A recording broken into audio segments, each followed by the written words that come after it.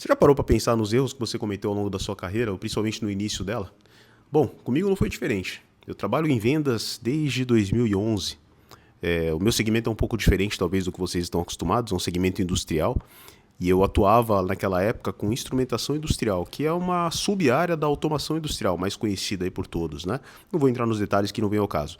Mas o ponto é, eu estava pensando em falhas, né, que a gente comete ao longo da carreira e estava recordando o que eu fiz, como eu fazia e como eu melhorei essas áreas, né? O que eu faço de diferente hoje. E aí eu até listei algumas aqui para comentar com vocês. Bom, e a gente começa falando de preparação comercial. E aí, vocês que talvez estão me assistindo já começaram em vendas na era pós-pandemia. Cafezinho, acho que ferramenta diária de todo vendedor. Bom, vocês começaram na época pós-pandemia. E na pós-pandemia é muito comum você fazer reuniões online, né? Videochamadas, exatamente como nós estamos fazendo agora aqui. Mas na ocasião era o normal, né, para um vendedor. No caso, eu era um vendedor externo ou com outros nomes que o pessoal costuma chamar executivo de vendas. Na ocasião, no meu crachá, era um account manager.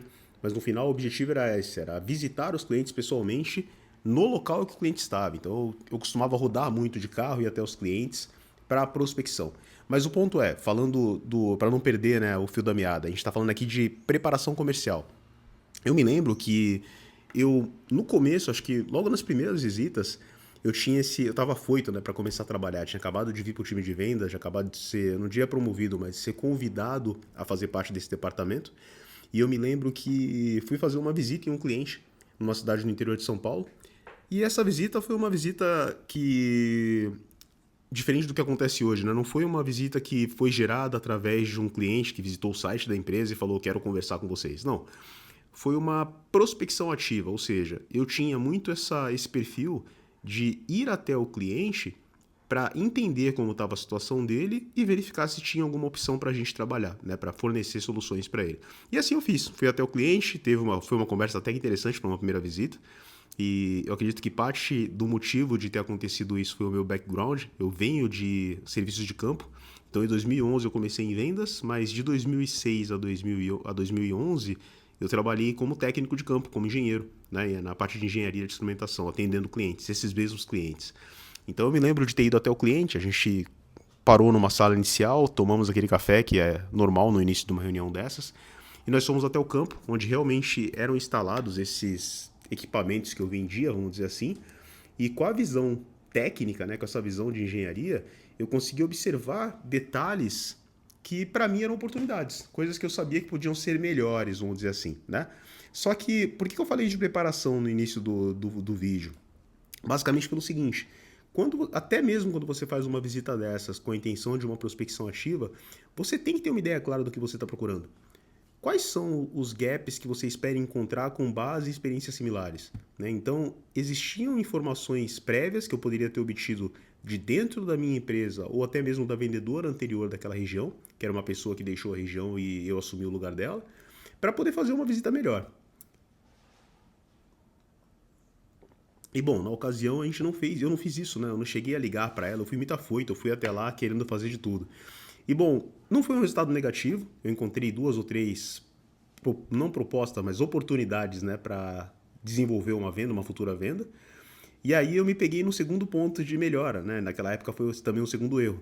Eu estava no interior de São Paulo visitando uma empresa, mas em momento algum antes de visitar, antes de me convidar para ir até lá, eu pensei em verificar as empresas no entorno dela. Poxa, e depois dessa visita que dura de 1 a 2 horas, para onde eu vou? Eu volto para casa? Mas e se eu dirigir de 3 a 4 horas? Bom, eu estava nessa situação. Eu estava numa cidade do interior de São Paulo, que tinha mais empresas para visitar, mas eu não sabia para onde ir depois daquela. E aí eu me recordo que foi uma coisa que me pegou muito, né, e eu guardo até hoje, que eu recebi a ligação de um outro cliente, e o cliente dessa vez me chamou, falou, pô Rafa, eu tô com um probleminha aqui, eu queria que você desse uma passada, né, me deram o seu contato como novo vendedor da região. Eu falei, pô, vou até aí. Detalhe, essa segunda empresa ela estava localizada a 3 horas da localização que eu estava, e eu falei, vou até aí. Então, terceiro erro, eu não conhecia a região. Pô, mas o vendedor tem que conhecer de geografia, não vou dizer todo, né, com detalhes, mas ele tem que saber pelo menos onde ele está localizado. Se ele é responsável por uma região, ele tem essa responsabilidade de pegar o mapa, de analisar, de conhecer o local que ele trabalha, para entender se é possível ou não atender um cliente quando ele chama. E bom, essas foram algumas das falhas, né, que a gente cometeu aí e que serviu de aprendizado para o futuro.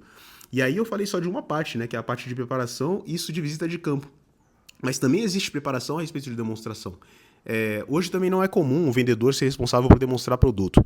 Na ocasião eu também fazia isso. Então era uma empresa ali, eu não vou dizer pequena, porque já era uma multinacional, mas não tinham tantos vendedores. E também não tinha tanta gente na equipe de produtos naquela ocasião, né?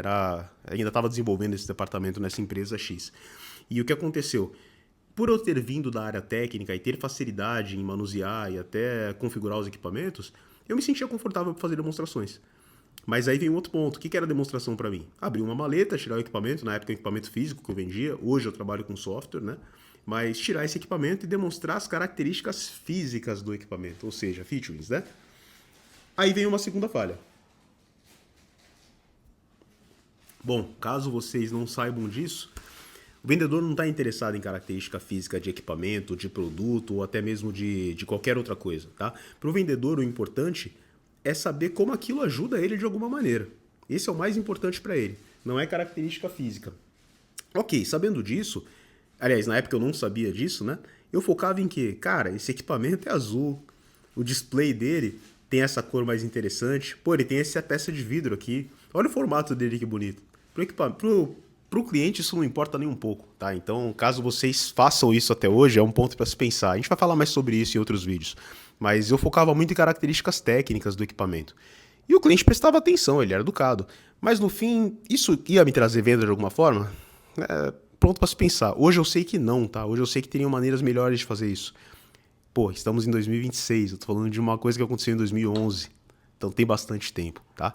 Então foi uma coisa também que eu cometia de falha. E quando eu falo de preparação, não é só de você não se preparar para falar do valor para o cliente, do valor final para ele, mas também por você focar muito no ponto, por você não ter feito, por exemplo, uma cartilha inicial para dizer assim, poxa, o que mais eu posso falar desse equipamento além da parte técnica que eu conheço? Então caberia uma preparação maior. Então nesse ponto também era uma falha que talvez hoje vocês cometam e não tenham se dado conta disso. Lembre-se, valor vende mais do que característica. A gente vai falar bastante disso aqui nesse canal, mas só para que vocês tenham essa ideia. Eu também anotei aqui a questão de perfil do cliente. Atualmente, eu acho que é padrão para vocês usarem, por exemplo, o LinkedIn para dar uma olhada com quem vocês vão falar. E se vocês não fazem, fica a dica aqui, façam isso. É muito fácil hoje você conhecer a pessoa que você vai conversar antes da reunião. Isso ajuda muito, tá? Eu não tinha o canal do LinkedIn na ocasião, mas como eu disse, tinha uma vendedora antes na região.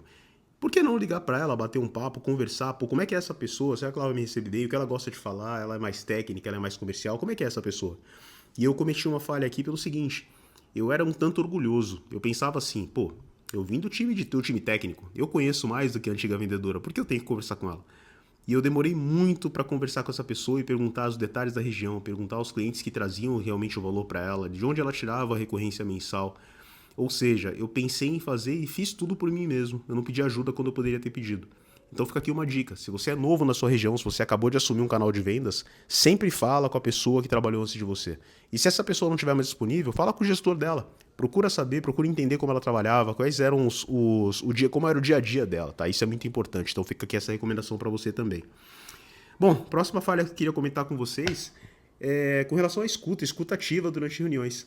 Eu me lembro que, ainda no primeiro ano, o diretor de vendas na ocasião, ele fez uma visita comigo a um cliente. Então, era muito comum a gente ir a campo, né? Quem trabalha com automação industrial não fica atrás da mesa, ele está sempre dirigindo e sempre em campo.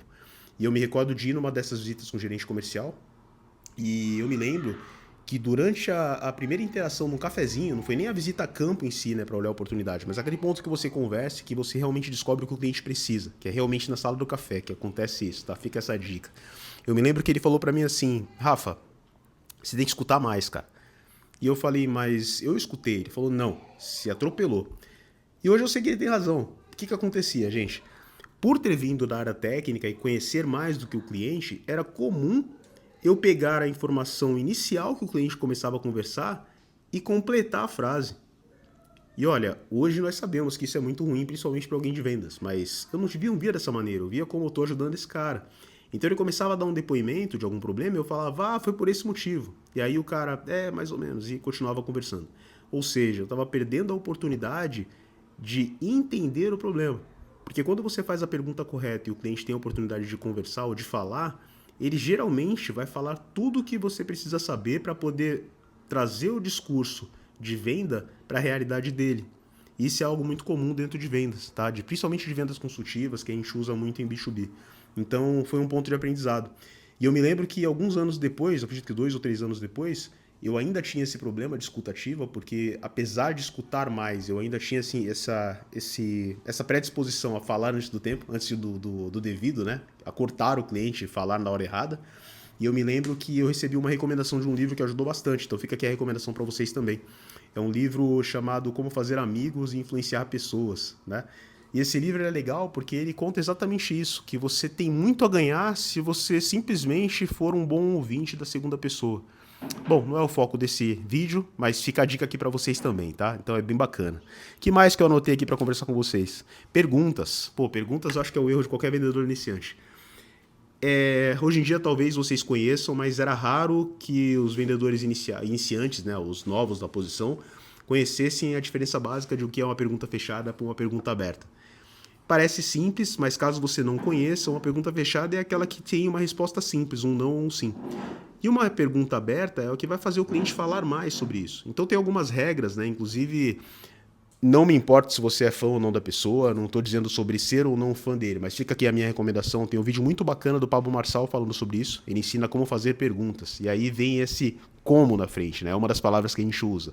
Não vou entrar em detalhes, mas posso fazer um vídeo especificamente sobre isso. Deixa aqui embaixo se vocês quiserem saber mais sobre isso também, que eu acho que é um assunto bacana pra gente comentar aqui no canal, tá? Mas o ponto aqui do que eu quero contar é que quando você não sabe a diferença e não sabe usar no momento certo, você perde a oportunidade de fazer descoberta. Porque é nessas perguntas que você ajuda o cliente a falar o que ele está pensando. E, novamente, quando ele fala o que ele está pensando, quando vem do coração, ele solta coisas que você não perguntou e que são muito importantes para você. Hoje eu uso isso muito bem. Na ocasião eu não sabia usar. Então é mais uma falha aí, um erro, que eu não vou dizer erro de principiante, talvez uma falta de conhecimento, que valia a pena saber, né? Então isso é bem bacana também. O que mais eu coloquei de legal, gente? Perguntas, reuniões. Bom, também existiam reuniões, não vou dizer online, não era muito comum, mas talvez por telefone. Mas vamos falar de reuniões até presenciais. Poxa, eu não era o tipo de pessoa, como eu disse, eu era muito afoito. Eu vim da área técnica, eu conhecia tudo, eu sabia o que eu estava falando, então eu não me preocupava muito com isso. Eu não tinha o costume de abrir uma reunião com uma agenda definida.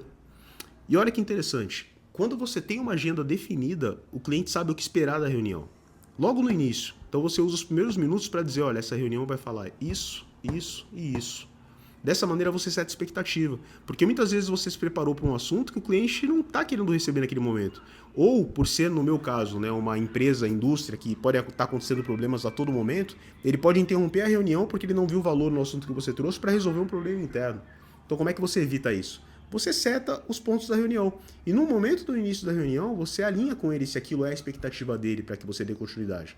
Eu não tinha uma reunião alinhada e não tinha uma nota, não tinha uma agenda dessa reunião. Eu só iniciava. E aí traz um outro ponto que eu lembrei agora também que vale comentar. Papel, catálogo. Bom, como eu disse, eu trabalhava com automação industrial. Uma série de equipamentos de um certo fabricante, tá? Era comum eu andar com uma pasta cheia de papel, os famosos catálogos. Hoje vocês com certeza enviam isso de maneira digital, PDFs, links de páginas. Pra gente que estava em campo, estava ali direto visitando, andando, bota e capacete, era comum a gente ter isso na mala, né? A gente ter isso na mão.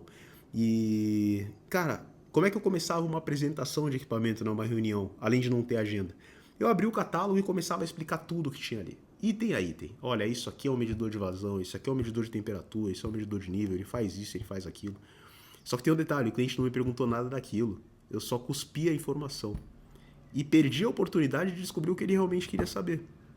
Então, esse lado de ser técnico e achar que conhece tudo acabou me atrapalhando bastante no início, tá? Então, para vocês terem uma ideia de resultados, até para abrir aqui por curiosidade, no primeiro ano eu consegui sim bater a meta, eu fiquei 6 meses na região que já estava sendo liderada por outra pessoa, mas aí no segundo ano, que foi o primeiro completo, eu não bati a meta. Eu adivinho por quê? Porque eu não estava preparado para aquilo. Então eu não tinha oportunidades boas mapeadas, eu ainda fazia essa visita com um catálogo direcionado ao que eu queria falar e não ao que o cliente queria ouvir. Então são erros que a gente aprendeu a melhorar ao longo do caminho, né? E isso é bem interessante caso vocês tenham esse costume de levar um material, que hoje pode ser uma apresentação fazendo esse paralelo, não um PowerPoint, da qual você perde ali 5 minutos falando sobre a sua empresa. O cliente não quer saber da sua empresa, o cliente quer saber o que pode ajudar para ele. Então fica outra essa dica para vocês também. O que me ajudou a corrigir esse problema do catálogo, que hoje vocês podem usar na apresentação de vocês, foi que ao invés de abrir o catálogo e falar produto por produto, eu passei a abrir o catálogo e perguntar, disso que você está vendo aqui, o que te interessa? Cara, isso resolveu o meu problema de um jeito que eu nem sei como explicar. Mas mudou a forma como o cliente recebia essa reunião. Porque ele apontava e falava, olha, ontem eu estava tendo um problema com um equipamento similar a esse aqui. Como é que é o de vocês? E aí eu ia pro que eu sabia fazer, era técnica. Ainda estava errado, estava indo para características físicas. Mas direcionava, melhorava um pouco a interação, né? Hoje, como é que seria essa interação fazendo um paralelo? Hoje seria totalmente diferente. Hoje seria uma interação que não começaria com catálogo, não começaria com uma apresentação. Começaria com um mini assessment. Ou seja, eu perguntaria para o cliente se dentro do ramo que eu trabalho, o que ele atua, o que hoje está causando um problema para ele, qual dor ele está tendo naquele momento. Claro, não com essa palavra de dor, mas com uma pergunta relacionada ao mercado dele. Eu traria o interesse para ele. Então, com um exemplo direto aqui para vocês. Eu tive uma reunião na semana passada com um cliente que eu sei que atua no ramo de mineração. E esse ramo específico de mineração tem alguns problemas que a gente conhece no software concorrente do produto que eu vendo atualmente, tá? Então eu fui direto nesse problema. Eu perguntei para ele assim, olha, eu conversando com empresas similares à tua, né, principalmente com uma pessoa que está no mesmo cargo que você na empresa X, já que você está na Y, ele me contou sobre um problema que ele está tendo de latência com essa ferramenta. Isso é uma realidade para vocês? E eu parei. Cara, ele falou muita coisa, mas muita coisa, além do que eu esperava escutar. E eu fui tomando nota, é claro, gravando o áudio da reunião, que é uma outra boa prática que a gente vai comentar bastante nos próximos vídeos, tá? Mas tomando nota. No fim, a oportunidade que eu achei que teria, ela cresceu. Não era só aquela oportunidade. Eu pude fazer o que a gente chama de upsell. Claro, não foi uma venda, foi uma descoberta essa reunião que eu fiz. Mas uma reunião de descoberta bem feita te traz informações para que você esteja melhor estruturado para a próxima reunião, que é uma continuidade. E aí veio o terceiro, um outro problema que tive também, tá? Um terceiro não, que eu já falei de vários. Qual é a continuidade da reunião que você fez? Será que toda reunião que você faz, você sai com a próxima ação pré-definida? Pois bem, eu ia para as reuniões e no final eu agradeci e dava tchau. Mas não tinha uma continuidade.